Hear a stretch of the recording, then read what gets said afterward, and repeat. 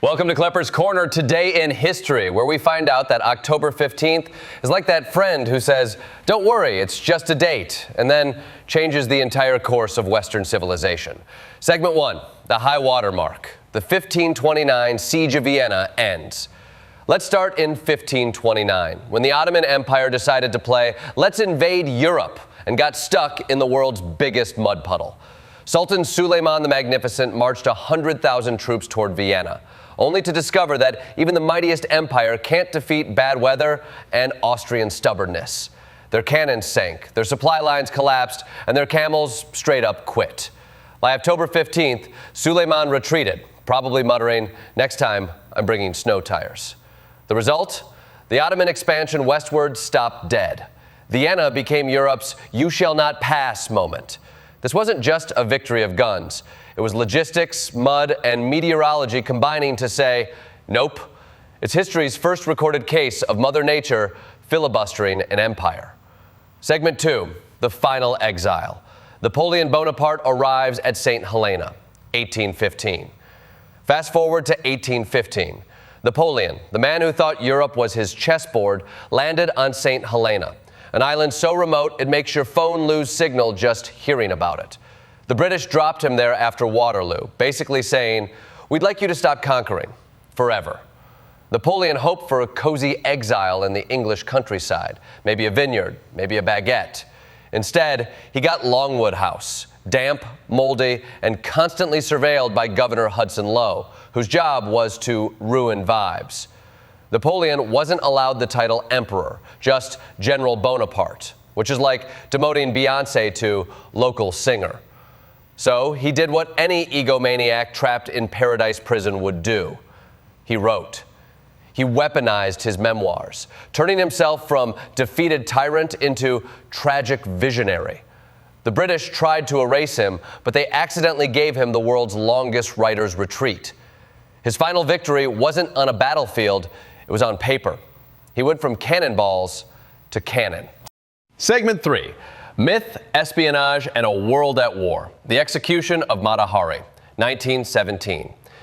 In 1917, France was losing its mind. And the war. Soldiers mutinied, morale tanked, and someone in power said, "We need a distraction." Enter Mata Hari, the exotic dancer accused of being a German spy. The evidence? Dubious. The trial? A farce. The outcome? A firing squad. Mata Hari became the world's most famous femme fatale, the prototype for every spy movie ever made.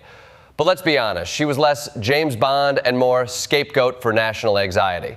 France turned a Dutch dancer into a symbol of treason because she fit the role, foreign, sensual, and convenient. She was executed not because she betrayed France, but because France betrayed itself. Her story reminds us that in wartime, the truth often gets executed alongside the accused. Segment 4, the birth of the sitcom I Love Lucy premieres 1951. 1951 gave us something far deadlier than a cannon or spy scandal. Lucille Ball's comedic timing. I Love Lucy premiered on October 15th, and it didn't just make America laugh, it invented modern television.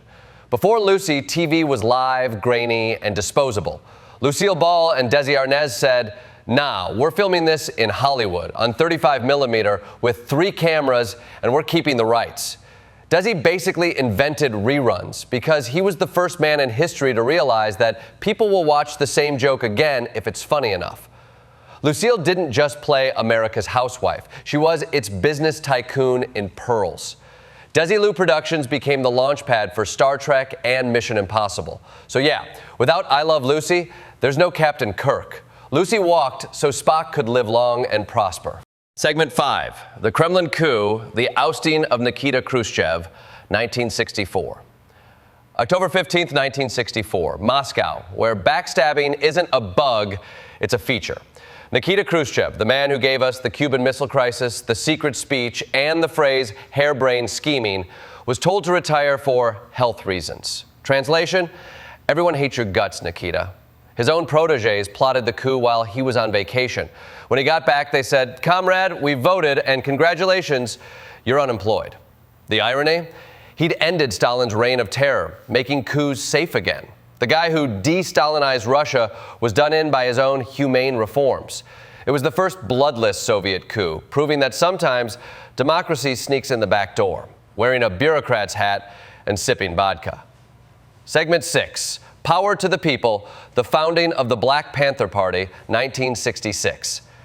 1966, Oakland, California. Two college students, Huey P. Newton and Bobby Seale, looked around and said, "You know what's missing from American politics? Armed self-defense and free breakfast." Thus, the Black Panther Party was born on October 15th. Their 10-point program demanded justice, jobs, housing, and an end to police brutality. Their image, berets, leather jackets, rifles, terrified the establishment. But behind the headlines, they built community clinics, schools, and food programs. It turns out feeding kids is more subversive than carrying a gun. The FBI called them the greatest internal threat. Translation, they were actually helping people. You can crush a rebellion, but you can't unfeed a child. The Panthers showed that real power isn't just about confrontation, it's about construction. Segment 7, The Dragon in Orbit, China's first manned spaceflight, Shenzhou 5, 2003. October 15th, 2003. China went from made in China to launched from China. Taikonaut Yang Liwei blasted off in Shenzhou 5, making China the third nation to send a human into space. It wasn't just a flight, it was a flex. The timing was political perfection. Right after a party congress, right before an APEC summit. Because nothing says, "I deserve your trade deal," like orbital velocity. Yang didn't do much. No moonwalks, no experiments, just 14 laps around Earth and a flawless landing. But the symbolism? Massive. China framed it as a national revival, a "we're back" moment after centuries of humiliation. And to everyone else, it was a polite reminder. We can reach orbit now. Just thought you should know.